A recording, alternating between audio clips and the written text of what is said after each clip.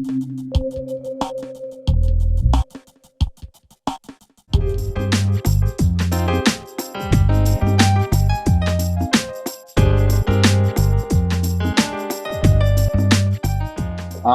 Michael Ciavarella, and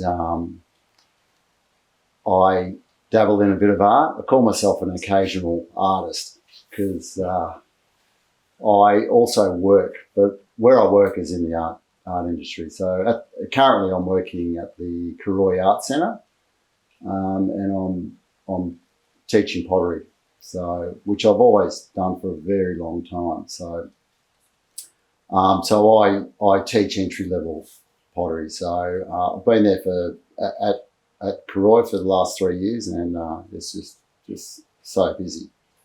So my background is ceramics, and I think I actually fell into ceramics and art accidentally. I was at high school, and I had a teacher, a pottery teacher, who was just infectious. He was so enthusiastic about clay, and I got a little bit into it on the pottery wheel, and then that was it. My whole life had changed. So I'd go in there at lunchtimes and get on the wheel, and he'd help me. He'd be making work himself, and what I was meant to do was I was meant to be a builder. I had an apprenticeship lined up with my uncle at around 15, but things just turned. So the ceramics became my life, and then I had to decide what to do. So I decided to go to art school. That was down in Bendigo, Victoria, and it's interesting why you do these things, but I just went to art school because I just loved ceramics, and I didn't think of it as a career to make money or anything like that. I just did it. I just went to school and made work, and then I was just deciding, then I didn't know what was the future. Whereas I had a lot of friends that went to uni, career-minded, monetary sort of, outcome, and they're still doing it, and I'm still here making, art that I can't seem to sort of let go of. So it's good. I went to uni, and then after I finished uni, I'm from Shepparton, Victoria, and I wanted to change, so I asked one of my old TAFE teachers if there is any courses up in Queensland, and surprisingly, my TAFE teacher said, "I've got a friend who teaches up in Queensland. Give him a call." So I did. His name's Barry Tate. Another life-changing moment for me. I moved to Brisbane in '93, and I did a architectural ceramics course, and that was just amazing. And I met, as I said, I met Barry, and Barry changed my way of looking at art. So whereas I was very structured and rigid and very traditional sort of focused in art, and he used to break things, glue pieces together, use acrylic paint, and I was just like, no, you can't do that, pottery. But as I said, it changed my life. And while I was doing the course, they needed someone to teach nighttime pottery in the next semester. So I said, oh yeah, I'll give it a try. So it was my first time teaching pottery, and that was in '93. So here we are in 2024. I'm still teaching pottery, and I love it more now than anything. And so that's where I'm at. So when it comes to being diverse, what Barry did show me was also there's just not art. It's just not all about ceramics. That was my world. It's also, there's painting and sculpture and all that sort of medium. And so I started working on 2D work, which I found very challenging. I was always natural at making 3D works, and then to make 2D work was to pull out that one dimension, and found it challenging. So I sort of started doing fairly abstract, expressive work. I've never really worked with a subject, so that's where I've always struggled to. It was very hard to motivate yourself with abstraction because you haven't got a subject to work with. You don't have a landscape that you work with. You don't have a portrait that you work with, so you've got to sort of make these things up. And I don't know why it's that I was attracted to that, but that's how it is. I think it's in your blood, I think. So and you've got to work with it. As a famous Australian artist, Brett Wiley, he would say that art is difficult pleasure, and I find it that way. So it's very hard to get to your goal, but when you do, it's a real it's really satisfying. A bit like golf. Golf isn't satisfying because it doesn't give you anything back. It's the most difficult task I could try. It's just after all these years, you think you're getting better at it, but you don't. So, but it's very similar to art. So yeah, so I'm always trying these things. I actually with 2D work, I started working a little bit more minimal because I think I was going back to working with shapes. So I'm going back to sort of 3D shapes, but on the wall. So the work I'm doing, I call it 2D work. I also call it very, very thin sculptures. So that's my little play on it. Well, we sort of got these fixed ideas of what 2D and 3D is. We sort of think, well, a rectangle or a square is on a wall is 2D, but when you change that shape, then all of a sudden people don't quite know what to think. Is it 2D or is it 3D? For me, it's 2D. As I said, they're very thin sculptures. So in the last couple of years, I was involved with a group called Studio 26, which is an amazing artist, Patalia Humphreys and Jamie Kiss, and they formed this group where pretty much it was art. It was non-objective art, and they saw a bit of my work over a few years, and they asked me to be part of that group. So what it was 6 artists got together, and each month we'd have a critical discussion on a certain part of non-objective art, and that really opened my eyes up, and you really had to sort of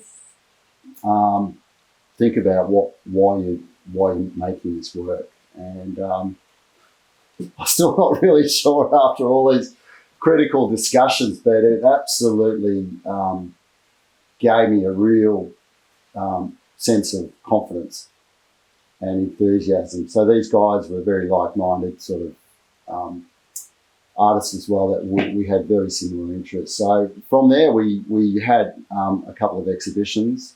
We had one at Outer Space Gallery in Brisbane, which is I call it a fairly modern contemporary space, which was really amazing. And then we had another show which was quite contrasting to Outer Space, which was at a place in Noosa Heads called the G Contemporary Gallery. Stephen and Karen Beardsley, who are absolute amazing people when it comes to also I'll talk about enthusiasm and excitement and proud of what they do and proud of their artists who they represent. And so I sell my work through them. And there's been many times when I'm going, this type of work is very difficult to sell because I feel you only got a small market. So they love it because it gives their gallery a bit more variety, and they're always saying your work's brilliant. Your work's brilliant because I lack, apart from being with Studio 26, I actually lacked a fair bit of confidence with my work. So they stuck by me, and to their credit, they've actually sold quite a bit of work of mine, and they did find those the small sort of percentage in that crowd to sell their work. So so it's been an interesting journey when it comes to 2D. So I'm getting back into 3D now. So I'm sort of trying to evenly sort of spread my creativity around with 2D and 3D because 3D is where I first started. So, but going back to the work that I had for the Sunshine Coast Art Prize, the work that I made for it was I did these crosses in the past, but then I made this one cross which wasn't quite a cross, and it became a subject which I didn't anticipate. I had shown a couple of people and they were absolutely blown away by that real simplicity, but real punch to it. So I thought I'll So I thought I'd enter the award, isn't it? So I went through the process. I called it cross with a question mark. So I just wanted to let people sort of contemplate what they were looking at, and I think it was curiosity. I think it comes from my the reason why I make this style of work also comes from I come from an Italian background, good Catholic Italian family. I went to a Catholic school, and the church I went to was really, for its time, really modern. It was an Italian architect who built this church. So it's in St Mel's Parish Church in Shepparton.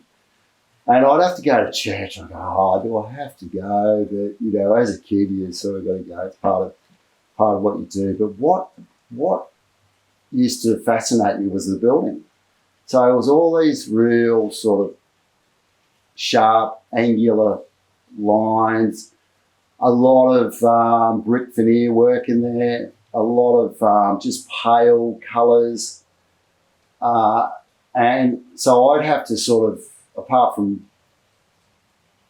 trying to be interested in what was happening up front there, was I think I just had to, visually sort of take in some ideas, and I think the subconscious sort of came out with that piece because even the colours are very similar to the church, and so I'm always thinking, why did that happen? But that's where I think that piece evolved.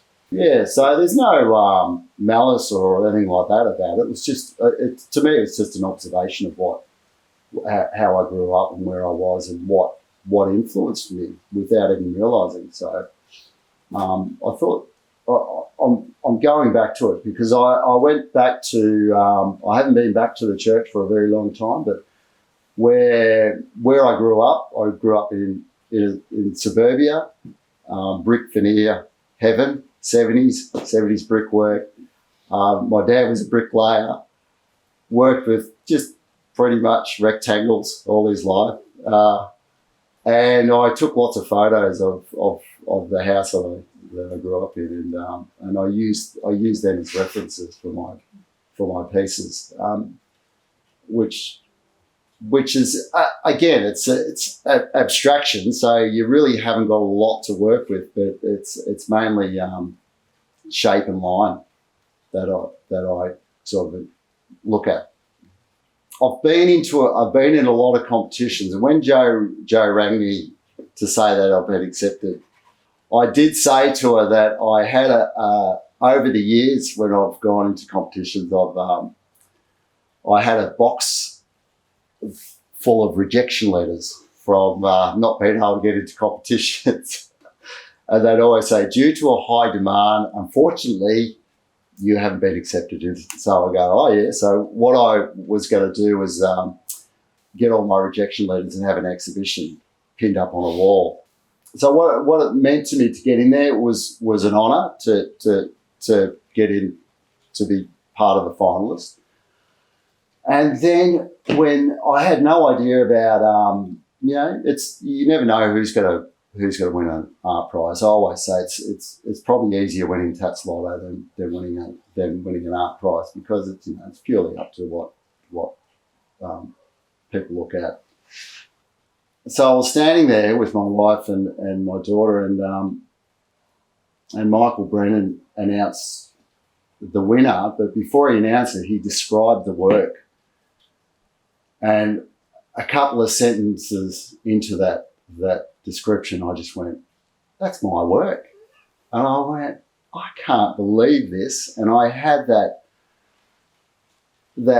really pleasurable moment that makes me, I still get goosebumps. It just made me feel like I'm achieving a personal satisfaction overall. And he described, and it seemed to go on and on and on. I went, oh, this is great. And he announced my name, and it was just really, I can't really describe it, but it was a great feeling to get that prize. So it means a lot to me, and it's given me more confidence. As I said, I lack a lot of confidence with my work because I'm not sure if I'm doing, shapes, pottery, whatever I do, if I'm doing it well. So that prize has really got me thinking for the future. Well, what's great about art prizes is that it gives you a deadline. So because I teach and I work and I've got family and, trying to, live day by day, the ideal world is to be an artist full time, but I'm not. So I use art awards as a deadline to make work for it. So for me, it's a real motive to do it. And I encourage other artists to, if they can't, they're not full time, and they want to sort of go through that experience, even just going through the application process, taking a photo of your work, and then finally submitting it is a real good thing to do, because it makes you think about your work. It's sort of you have to talk to other people about it if you want to put a particular piece in. It's really good for your own practice, and there are a lot of people that just do enter art awards for that reason. So I fully encourage it. So what's next? I'm working on the next award. It'll be similar to the work I put in for the last show, and so it's a 2D piece, but some people might think it's 3D, but it'll only come an inch off the wall, so it's still a framed piece. I'm almost there with the idea. So for me to make the work isn't as difficult as coming up with the idea. So the idea, I'm going back to where I grew up, the influence I had there, and I've almost got it right. So I'm ready to launch into it next week. I've also got a project as part of my ceramics background. I've always had this idea where I wanted to make an artwork, a ceramic piece that fits inside a matchbox, and it all started in 2010, where I went to a ceramics conference, a place in Gulgong, which is 4 hours west of Sydney. It's famous for a lot of artists that live there and are inspired by the landscape and all that sort of stuff. And so I organised it with the conference team, and I said, look, we've got this idea. I I want every delegate to make an artwork that fits inside a matchbox. It has to be ceramics. So I turned up to the conference thinking there's only going to be 5 or 6 people that'll make it. Anyway, there was about 130 entrants, and I never planned it, but so I ended up putting a pop-up show in the actual pub at the Prince of Wales on a couple of pool tables, and we had an amazing exhibition. So everyone was fascinated by the small pieces, and everyone asked me, what are you going to do with it now? And I just said, well, I'm not really sure, but I think I'm going to have to take it on the road and make this thing grow. And at the time, ceramics wasn't as popular as it is now. So I had this sort of slogan: it's our responsibility to keep ceramics alive. So my idea was to make this Matchbox Show grow and put it out to all the regional galleries and they can display it. And I ran workshops where I get people to add to it, and we're nearly up to 1,000 pieces. So we've got an exciting news. We're getting close to getting it over to Wales in the next 18 months, and it's going to be part of a show, a TV series in Wales. So yeah, that's my little pet project. The Sunshine Coast there's artists everywhere. It's amazing. So there are full-time artists that do really well for themselves. As I said, lots of abstract artists who I know and who I talk to, and they've spent their whole life sort of painting and living on the coast. So that gives me a bit of inspiration. I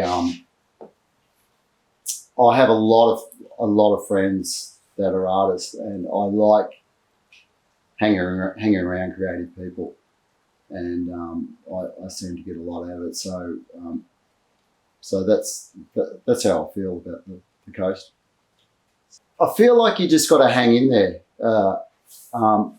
if you're into art, because I've tried to get it out of my system because it drives me mad a lot of times. But then you've got to accept that you've got to keep doing it because it's part of who you are. And as I said, when Michael Brennan described my work, that was one of the most amazing moments I've had in my art career. And